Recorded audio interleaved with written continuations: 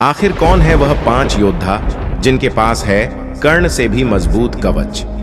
दोस्तों, जैसे कि हम सभी जानते हैं, कर्ण के कवच के बारे में के चलते उसका वध करना असंभव था, परंतु आपको शायद ही उससे भी शक्तिशाली कवच वाले योद्धाओं के बारे में पता होगा। तो चलिए जानते हैं इस वीडियो से। लेकिन उससे पहले अगर आप भी एक पक्के सनातनी हैं तो चैनल को सब्सक्राइब करें और वीडियो को लाइक करें।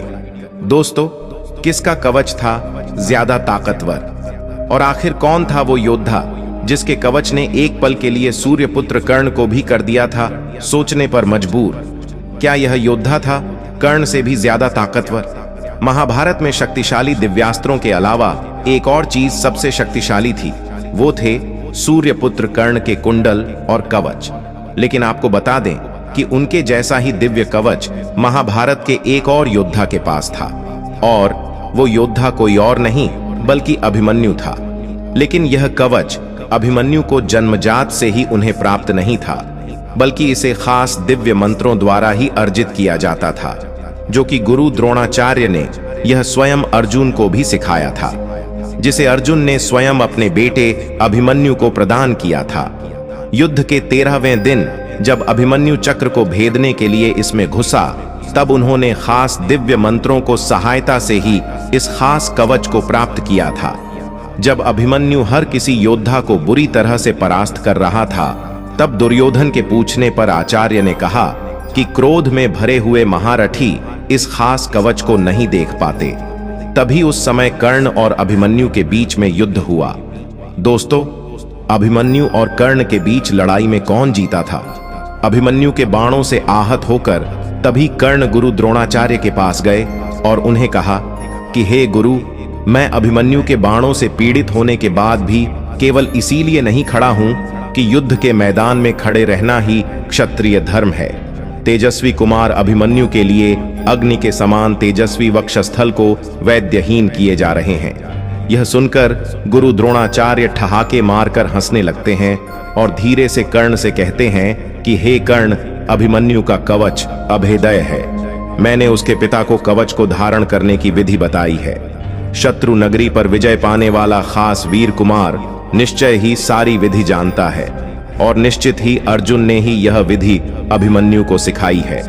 जब दुर्योधन और बाकी कौरवों समेत कर्ण ने पूछा कि क्या इसका कोई इलाज नहीं है, तब द्रोणाचार्य ने कहा कि इसके कवच को तभी भेदा जा सकता है जब इस पर घनघोर बाण चलाए जाएं, साथ ही इसकी प्रत्यंचा को पीछे से काट दिया जाए, उसके रक्त को क्षीण बीण कर दिया जाए। और यही वो क्षण था जब दुर्योधन ने इस कार्य की जिम्मेदारी कर्ण को दी और कहा कि हे राधा पुत्र, यदि तुम कर सकते हो तो करो। अब तुम्हें पीछे से ही इसके इस धनुष को नष्ट करना होगा, इसकी प्रत्यंचा को काटना होगा, अन्यथा आज दुर्योधन को बचा पाना नामुमकिन है, क्योंकि इससे ना तो देवता जीत सकते हैं और ना ही कोई असुर। और इसी कारण कर्ण ने अभिमन्यु के इस खास कवच को तोड़ने के लिए प्रत्यंचा को काटा और रक्त को क्षीण बीन कर दिया, जिससे कि वो कवच टूट गया और अभिमन्यु का वध संभव हो पाया। और उसके बाद तो आपको पता ही, अभिमन्यु वीर गति को प्राप्त हुए। तो चलिए अब जानते हैं कर्ण के कवच और कुंडल के बारे में। दोस्तों, कर्ण के कवच कुंडल वैसे ही प्रसिद्ध हैं जैसे वह स्वयं प्रसिद्ध हैं। हम जानते हैं कि वे सूर्य देव से उनके पास आए थे, लेकिन क्या आप जानते हैं कि सूर्य देव इन्हें देने के लिए कैसे राजी हुए और उन्हें ये कहां से मिले?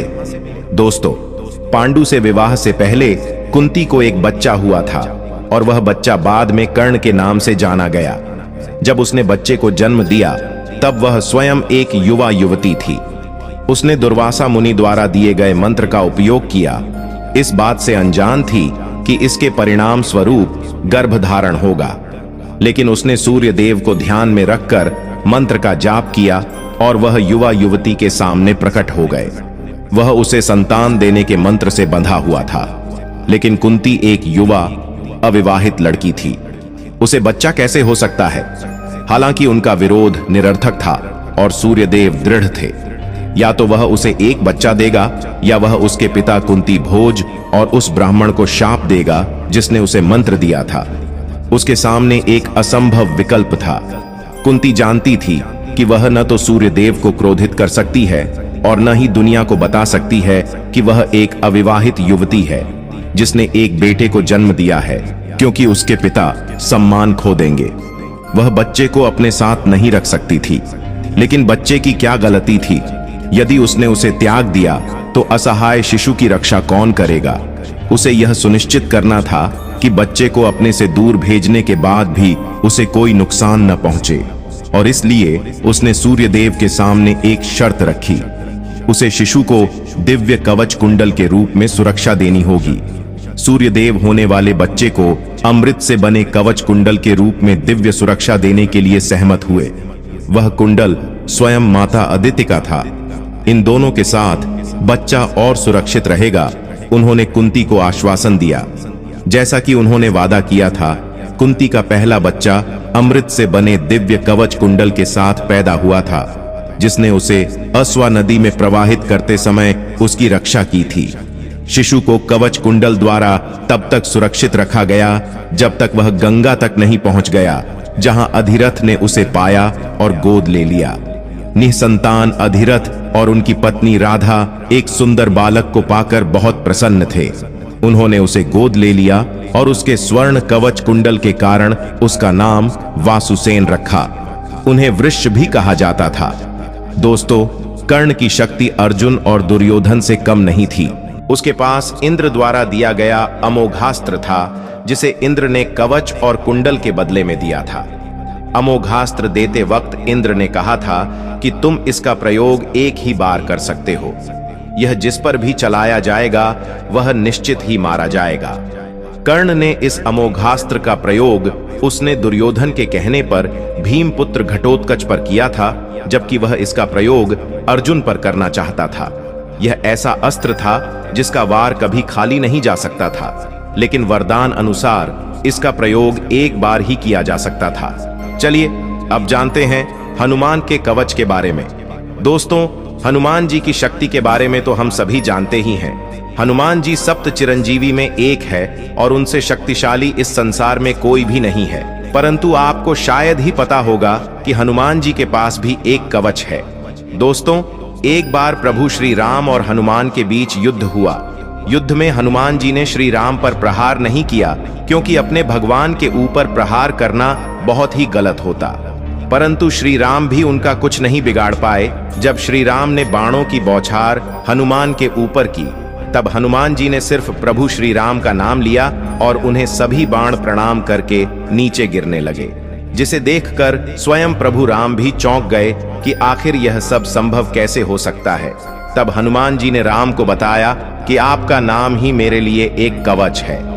यहां तक कि ब्रह्मास्त्र भी मेरा कुछ नहीं बिगाड़ सकता, और ऐसा एक बार हुआ भी था। दोस्तों, जब मेघनाथ के साथ हनुमान जी का युद्ध हुआ, तब मेघनाथ ने हनुमान जी के ऊपर ब्रह्मास्त्र छोड़ दिया, लेकिन हनुमान ने प्रभु श्री राम का नाम लेना शुरू कर दिया, जिसके चलते ब्रह्मास्त्र भी लौट गया। तो यह है हनुमान जी के कवच का रहस्य। दोस्तों, वीडियो आगे बढ़ाने से पहले आप भी कमेंट में जय श्री राम जरूर लिखें। चलिए अब जानते हैं अगले योद्धा के बारे में।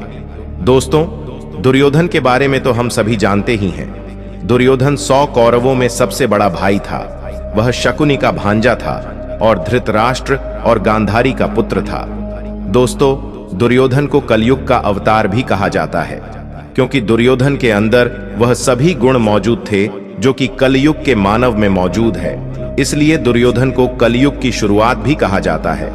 दुर्योधन का जन्म 100 घड़ों में से एक घड़े में हुआ था, परंतु जब इसका जन्म हुआ तब सभी तरफ काले बादल छा गए। उल्लू शोर मचाने लगे, सियार चिल्लाने लगे और अपशगुन पर अपशगुन होते रहे। तब विदुर ने धृतराष्ट्र से कहा कि यह पुत्र इस कुल के विनाश का कारण बनेगा, अतः इसे त्यागना ही उचित है। परंतु पुत्र मोह में धृतराष्ट्र ने दुर्योधन को त्यागने से मना कर दिया। चलिए अब जानते हैं दुर्योधन के कवच के बारे में। जैसा कि हम सभी जानते हैं कि गांधारी ने कई वर्षों तक अपनी आंखों पर पट्टी बांधे रखी थी, जिसके कारण उसकी नेत्रों में इतनी शक्ति थी कि वह किसी भी चीज को वज्र बना सकते थे। तब गांधारी ने दुर्योधन को नग्न अवस्था में उसके सामने आने के लिए कहा और दुर्योधन उनके सामने नग्न अवस्था में पहुंच गया। परंतु श्री कृष्ण के छल के चलते उसने अपनी जंघा पर पत्ते लपेट लिए थे। तब गांधारी के नेत्र जब दुर्योधन के ऊपर पड़े तो उसका पूरा शरीर वज्र का बन गया, परंतु उसकी जंघा सामान्य पुरुष की तरह रही। तो दुर्योधन का शरीर भी एक कवच से ढका हुआ था, परंतु उसकी जंघा कमजोर थी, इसलिए वह युद्ध में भीम के हाथों मारा गया। और अंत में हम बात करेंगे रावण के पुत्र अतिकाय के बारे में। तो आप हमें कमेंट में जरूर बताएं कि अधिकार के पास ऐसा कौन सा कवच था जिस कारण उसे मारना असंभव था। तो इसी के साथ धन्यवाद दोस्तों, मिलते हैं अपनी अगली वीडियो में।